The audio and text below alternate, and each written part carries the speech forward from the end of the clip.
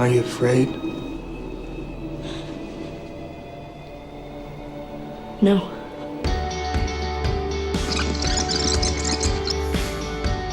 I didn't really know about the hype when I got the part at all. I really just felt compelled by the story and the character. I felt a responsibility to her. When I got cast, within a week, there was a petition on the internet and they had this picture of me from this Viking movie I did, saying like, this is Edward Cullen and we have to stop this. And there were 75,000 signatures on this online petition, which they sent to Summit. 75,000. And I was just like, okay. I don't know, I guess the trailer came out and Stephanie Meyer sort of said that she liked what I did in it, and everybody changed. So any guy who wants to be, who's having like trouble with girls or whatever, just gets Stephanie Meyer to say, but you're attractive, this is done. It's so funny, because last year, you know, I'm struggling to even get someone to talk to me. And then like the whole world just turns and everybody finds you attractive. It's like, all right. And everybody changed their opinion as well. When I first got cast, oh, he looks like a bum. It's disgusting, he's so scruffy. He has chest hair. And then the months go on and then they're like, he's so cool because he's so scruffy and I love his chest hair. Like, it's so funny, like what people just are so fickle. About 3 things I was absolutely positive. First, Edward was a vampire. Second, there was a part of him, and I didn't know how dominant that part might be, that thirsted for my blood. And third, I was unconditionally and irrevocably in love with him. There's like a sense of like, you're willing to go wherever I go. Like, we were gonna follow each other and we're gonna do this together. And that was always there. And we both really care about the movie a lot. Yeah. So we felt like this really massive responsibility. It was like a very focused energy. Everybody got along, really. It was, I mean, usually if you have like a cast of this size, there's gonna be like weirdness. And in this case, I was so preoccupied, and I felt that from everybody else too. It was really like a common goal. Like, we all had the same goal. Everything, it was always like Bella and Edward, all the time. I guess you kind of come in this little bubble, like when you're shooting, and you feel separated from the rest of the cast all the time.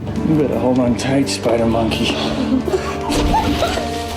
We were trying to find Edward. He's a really good actor. He's like very responsive. He was the only guy who really actually looked at me and wasn't just totally preoccupied with himself. So he was sort of perfect. There was quite a lot of pressure, and I guess we sort of bonded over that. There was definitely some kind of connection when we met. He was the only guy who came in thinking anything other than like how to pose statuesque and be, you know, really attractive and perfect. And he looked afraid, and he looked like he had a sense of pain, and he knew why. I mean, to live 108 years by yourself, it's really terrible. So the lion fell in love with the lamb. What a stupid lamb. You sick, masochistic lion. Trying to be scary with like a bouffant haircut and a peacoat, like, I mean, like, and lipstick on. I mean, it's tough. So there's a scene with the 4 guys by the car. I literally just thought, like, if this is reality and I like jump out of my little Volvo, like, with my little peacoat on, my hair all perfect, and don't even do anything, and I just, in the script it said, he gives a look so demonic and animalistic that it just scares these men, these fully grown men, to the core. I did it once and I missed my mark, and I just almost quit afterwards. I was like, seriously, this isn't gonna happen. I mean, I watched the rough cut so I can see if if I want to give any suggestions or whatever. I bought like a 12-pack of Heinekens, just thinking, yeah, we can all have a beer and just watch the movie. And literally I sat the closest door to the exit and finished them all by myself at the end. And like, everyone was very worried, the producers were very worried about me. And they're like, you okay? And I was like, it got a lot better towards the end, like when I was wasted. But like, no, I always regret watching everything I do. You're like my own personal brand of heroin. When we were leaving a book signing, that was like the first time I was ever put right in the middle of a large group of fans, and I was literally not even walking on my own feet. I was being dragged by security, and I was thrown in a van, and the second the door shut, it just starts rocking.